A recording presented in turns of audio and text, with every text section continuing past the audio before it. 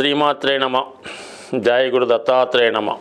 ఈ వీడియోలో మనం ఫిబ్రవరి 1వ తారీఖు నుంచి 28 మధ్యలో జరిగే మాస ఫలితాలు వృషభ రాశి వారికి ఏ విధంగా ఉండబోతున్నాయి అని పరిశీలించినప్పుడు ఈ నెలలో వస్తున్నటువంటి గ్రహస్థితి చాలా వరకు వృషభ రాశి వారికి అనుకూలంగా మారడం జరిగింది.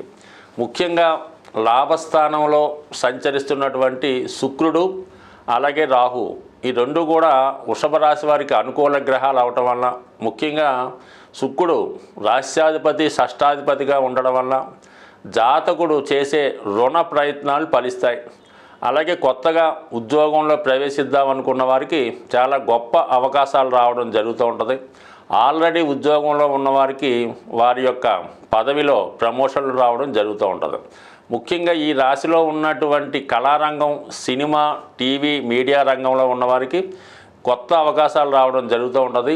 వారిలో ఉన్నటువంటి ప్రతిభకు తగిన గుర్తింపు కూడా రావడం జరుగుతూ ఉంటుంది. చాలా వరకు విదేశ అవకాశాల కొరకు ప్రయత్నం చేస్తున్న వారికి మరి అటువంటి అవకాశాలు రావడం జరుగుతుంది. ఇది అటు సినిమా రంగం వారితో పాటు సాఫ్ట్వేర్ రంగంలో ఉన్నవారికి, ఫైనాన్సు, మెడికల్ రంగంలో ఉన్నవాళ్ళు చాలా అనుకూలంగా ఈ లాభస్థానంలో ఉన్నటువంటి శుక్రరాహులు చాలా వరకు మీకు సహకరిస్తారు. అలాగే విదేశంలో ఉన్నటువంటి ఒక మిత్రులు కానీ అలాగే మీ చిన్ననాటి స్నేహితులు మీ అభివృద్ధికి ఏదో విధంగా సహకరించి మీ ఉన్నతికి ఏదో విధంగా ఆర్థికపరంగా కూడా సహకరించే అవకాశం ఉంది.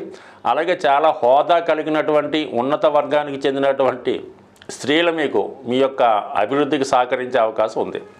ఇక దశమ స్థానంలో సంచరిస్తున్నటువంటి శని భగవానుడికి ఈ ఫిబ్రవరి నెల 12వ తారీఖున రవి అక్కడ కలవడం జరుగుతూ ఉంటుంది. అంటే ఇంచుమించుగా మీకు ఎవరైతే ప్రభుత్వ రంగ సంస్థల్లో ఉద్యోగం కొరకు ప్రయత్నం చేస్తున్నారో, లేదా మీకు ఏమైనా వారసత్వంగా మీ పెద్దవారి తాలూకా ఉద్యోగం కానీ పదవి కానీ రావాల్సి ఉంటే ఈ సమయంలో మీరు ప్రయత్నం చేయడం వల్ల అటువంటి నామినేటెడ్ పోస్ట్ కానీ లేదంటే ఏదైనా ఒక ఆధ్యాత్మిక సంస్థ అవ్వచ్చు, ఏదైనా ప్రభుత్వ రంగ సంస్థల్లో మీ పెద్దవారు చేస్తున్నటువంటి ఉద్యోగం మీకు ఈ సమయంలో వచ్చే అవకాశం ఉంది. అలాగే చిన్న స్థాయిగా ఎవరైనా టెంపరీగా ప్రభుత్వ రంగ సంస్థల్లో ఉద్యోగ ప్రయత్నం చేస్తున్న వారికి కూడా ఈ గ్రహస్థితి మీకు ఫిబ్రవరి 12 తర్వాత ఇంచుమించుగా అనుకూలించే అవకాశం ఉన్నది. ఇక ఫిబ్రవరి 13, 12 తారీఖులో బుధగ్రహం కూడా దశమ స్థానంలోకి రావడం వల్ల ఇది విద్యార్థులకి చాలా గొప్ప అవకాశాన్ని ఇవ్వడం జరుగుతూ ఉంటుంది. వారు విద్యలో బాగా రాణిస్తారు. ఒక మంచి గురువు లభించడం వల్ల చాలా అనుకూలంగా ఉంటుంది. అంటే మీరు ఈ సమయం తర్వాత ఎటువంటి పోటీ పరీక్షలు రాసినా కూడా అందులో తప్పకుండా విజయం సాధించే అవకాశం ఉంది. అలాగే మీ యొక్క విద్యకు తగు విధంగా ఆర్థిక సహకారం కూడా కలిగే అవకాశం ఉంది. అటు ధనాధిపతి అటు భాగ్యాధిపతి కలడం వల్ల జాతకుడికి ఒక అదృష్ట యోగం లాంటిది ఏర్పడడం జరిగింది. కాబట్టి జాగ్రత్తగా ఉపయోగించుకున్న వాళ్ళకి మీరు ఎంత కష్టపడితే అంత ఫలితం ఈ నెల 10, 12 తారీఖు తర్వాత మీకు వచ్చే అవకాశం ఉంది. ఇక రాశి అందే సంచరిస్తున్నటువంటి గురువు గత కొంతకాలంగా వక్ర గమనంలో ఉండడం వల్ల చాలా వరకు అవకాశాలు దగ్గరగా వచ్చి మిస్ అవ్వడం.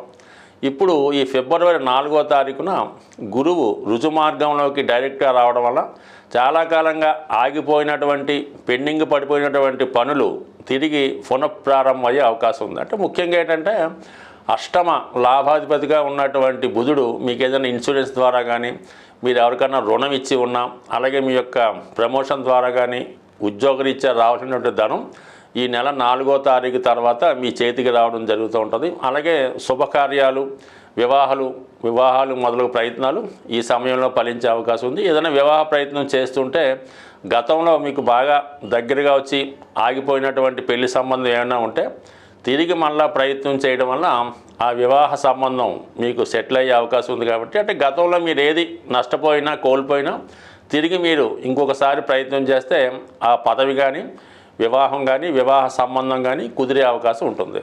ఇక ధనస్థానంలో సంచరిస్తున్నటువంటి కుజుడు ఇంచుమించుగా ఈ నెలంతా కూడా కుజుడు కొంతకాలం పాటు వక్ర గమనంలో ఉండడం వలన కుటుంబ సభ్యుల మధ్య చాలా వరకు విభేదాలు లాంటివి వచ్చే అవకాశం ఉంది.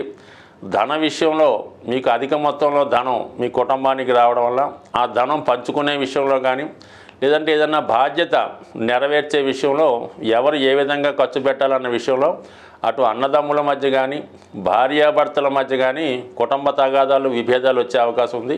కొంతకాలం పాటు ఆస్తి పంపకాల విషయాలు ఏమన్నా ఉంటే అది వాయిదా వేసుకోవడం మంచిది. లేదంటే చిన్న విషయానికి పెద్దదై అది కుటుంబం విడిపోయేదాకా రావచ్చు. కాబట్టి ఈ విషయంలో మాత్రం మనస్పర్ధలు రాకుండా జాగ్రత్త వహించడం మంచిది. అయినప్పటికీ కూడా రాశి అందున్నటువంటి గురువు చాలా వరకు మిమ్మల్ని నిజాయితీగా సంస్కారవంతంగా ఉండే విధంగా చేస్తుంది. కాబట్టి పెద్దగా ఏమీ ఇబ్బంది పడక్కర్లేదు. అయితే ఎవరితో ఉన్నా ముఖ్యంగా అన్నదమ్ములతో రక్త సంబంధీకులతో మాట్లాడినప్పుడు చాలా సౌమ్యంగా మాట్లాడడం మంచిది.